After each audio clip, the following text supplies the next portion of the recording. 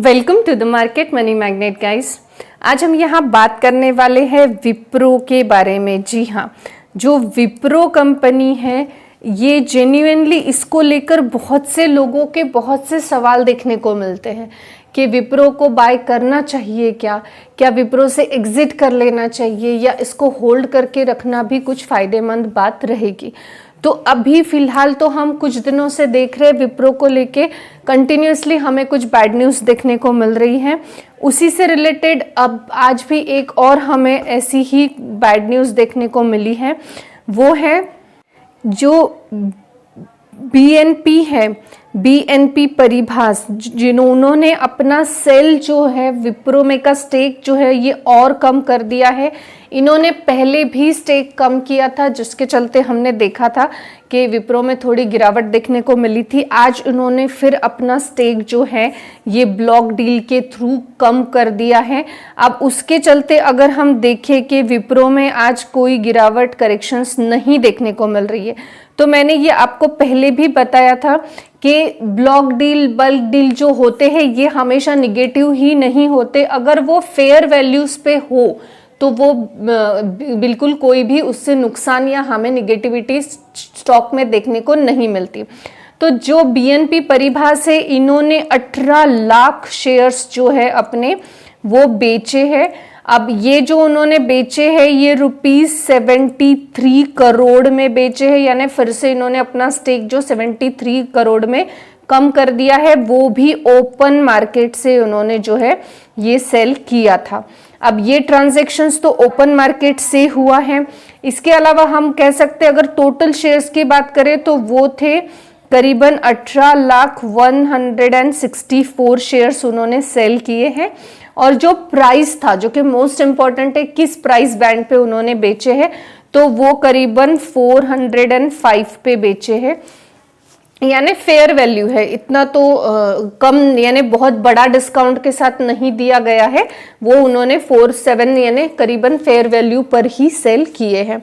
तो आज ये जो है इन्होंने जो बीएनपी परिभाष से इन्होंने ये सेकेंड टाइम अपना स्टेक जो है विप्रो में से कम किया है। तो ये कॉन्स्टेंटली अपना स्टेक कम कर रहे हैं। दैट्स मीन क्या हमें विप्रो से एग्जिट कर लेना चाहिए या विप्रो अच्छी कंपनी नहीं है? इन सवालों के जवाब ढूंढने के लिए हम चलते हैं इसके फाइनेंशियल्स पे। सबसे पहले हमने यहाँ पे विप्रो की प्रमोटर होल्डिंग्स ओपन कर ली हैं। आप देख सकते हैं प्रमोटर 72.95 यानी करीबन 73% से है। पब्लिक 10% ही है। डीआईआई और एफआईआई भी अवेलेबल है। मोस्ट इम्पॉर्टेंट यानी कंपनी पे कोई भी प्लेज यहाँ पे देखने को नहीं मिल रहा है। इसके अलावा अगर हम इसके क्वार्टरली रिजल्ट्स पर जाए गाइस, तो आप देख सकते हैं नेट सेल अगर हम देखें तो मार्च में 15,585, 16,255.60, 60,900 यानी कॉन्स्टेंटली जो सेल है इसमें हमें ग्रोथ ही देखने को मिल रहा है। अगर हम इसका प्रॉफिट आफ्टर टैक्स देखें तो आप देख सकते हैं यहाँ पे प्रॉफिट आफ्टर टैक्स में भी हमें जो है ये ग्रोथ देखने को मिल रहा है। जून 22 से सितंबर 22 ग्रोथ ही है। हाँ, हमें मार्च के मुकाबले जो है परफॉर्मेंस कम देखने को मिल रहा है। मार्च में जो है वो ईयर ऑन डाटा भी ऐड किया जाता है। अगर हम देखें तो यहाँ पे ईपीएस भी हमें मार्च का बहुत अच्छा था, फिर तो हमें कॉन्स्टेंटली ग्रोइंग तो दिख रहा है कम से कम। यहाँ पे हम पीएनएल की अगर बात करें तो पीएनएल में भी प्रॉफिट आप देख सकते हैं। मार्च में 15,000 सेल्स जो है 15,407 था, फिर 15,299.40 एंड 59,000 यानी बहुत अच्छी जंप हमें जो है सेल्स में देखने को मिल रही है। हम नेट प्रॉफिट की अगर बात करें, प्रॉफिट एंड लॉस जो कि मोस्ट इंपॉर्टेंट फैक्टर होता है बैलेंस शीट का, इसमें भी आप देख सकते हैं नेट प्रॉफिट 8,600, 10,060 एंड 12,000 यानी कॉन्स्टेंटली नेट प्रॉफिट बढ़ता हुआ दिख रहा है। ईपीएस भी हमें कॉन्स्टेंटली जो है ईपीएस में भी अर्निंग पर शेयर में ग्रोथ देखने को मिल रही है। अगर हम बोरोइंग की बात करें तो आप यहाँ देख सकते हैं कंपनी पे पहले 72,000 का बोरोइंग था और फिर उसके बाद 22 करोड़ में 72 करोड़, फिर 22 करोड़, 25 करोड़, 14 करोड़ और अब 5 करोड़ यानी कॉन्स्टेंटली जो बोरोइंग है ये भी हमें कम होता हुआ दिख रहा है। इसके अलावा इसमें अगर हम इसके कॉर्पोरेट एक्शन देखें तो हम यहाँ आप देख सकते हैं कॉर्पोरेट एक्शन में जो है डिविडेंड जो है कंपनी इंटरिम डिविडेंड साल में 2 बार दे रही है। अगर इसके अलावा हम इसकी बोनस हिस्ट्री भी चेक करें तो आप देख सकते हैं कंपनी जो है 3:1 का बोनस और 1:1 का बोनस 2 बार दे चुकी है। अगर हम यहाँ कंपनी के रिटर्न्स पर जाए तो आप देख सकते हैं 1 ईयर में जो है ये कंपनी 35% से माइनस में है। आप यहाँ देख सकते हैं -35% रिटर्न इसने दिए हैं। अगर हम इसका 5 इयर्स का चार्ट पैटर्न देखें तो आप देख सकते हैं 87% के रिटर्न्स हैं। और यही अगर हम इसका मैक्सिमम चार्ट पैटर्न निकालें तो आप देख सकते हैं मैक्सिमम चार्ट पैटर्न में 2800 यानी करीबन 3000 तक के रिटर्न्स हमें ये कंपनी के जो है ये देखने को मिलते हैं।